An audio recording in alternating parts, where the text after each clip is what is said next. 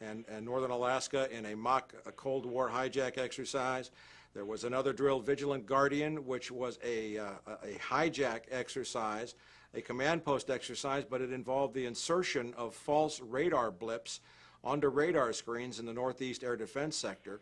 In addition, we have a confirmation, thanks to General Richard Myers, who was acting chairman of the Joint Chiefs, who told Richard Clark, as reported in Clark's book, that there was another exercise, Vigilant Warrior, which was, in fact, according to a NORAD source, a live-fly hijack drill being conducted at the same time. With only 8 available fighter aircraft, and they have to be dispatched in pairs, they were dealing with as many as 22 possible hijacks on the day of 9/11, and they couldn't separate the war game exercises from the actual hijacks. But this was done deliberately, though. Apparently so, and I will be saying that in my forthcoming book, Crossing the Rubicon, 9/11 and the Decline of American Empire at the End of the Age of Oil. We have done an extensive investigation on that to show that these wargame exercises were apparently very well planned by someone who I will show, I believe, was Dick Cheney in the United States government to deliberately confuse FAA, NORAD, and U.S. Air Force fighter response to fulfill a prophecy that another man had once said, let one happen and stop the rest. On that very point, we have a recording. Hi, Boston Center, Team U. We have a problem here. We have a hijacked aircraft headed towards New York. We need someone to scramble some F-16s or something up there to help us out. Is this real world or exercise? No, this is not an exercise, not a test. Now, the 9/11 Commission didn't mention the war games, is that right?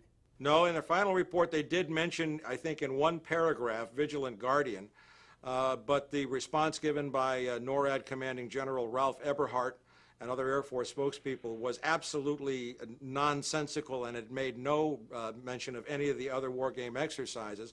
Eberhart's position was, in fact, which is a very ludicrous position, that the Vigilant Guardian exercise, leaving aside the others, actually helped speed response on 9/11, and that is absolutely not the case.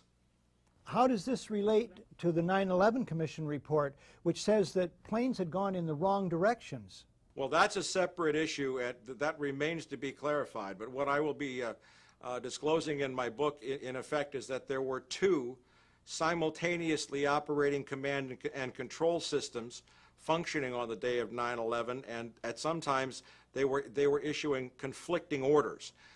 We do not have a clear explanation for why fighters from Andrews Air Force Base were sent out over the sea first and couldn't turn around, because the 9/11 Commission seemed to change all the evidence just arbitrarily right before it issued its final report. So we don't have a clear explanation, but certainly there was, it is all consistent with a motive that said make sure that the fighters don't get to any place in time to stop the 3 critical attacks on the World Trade Center and the Pentagon.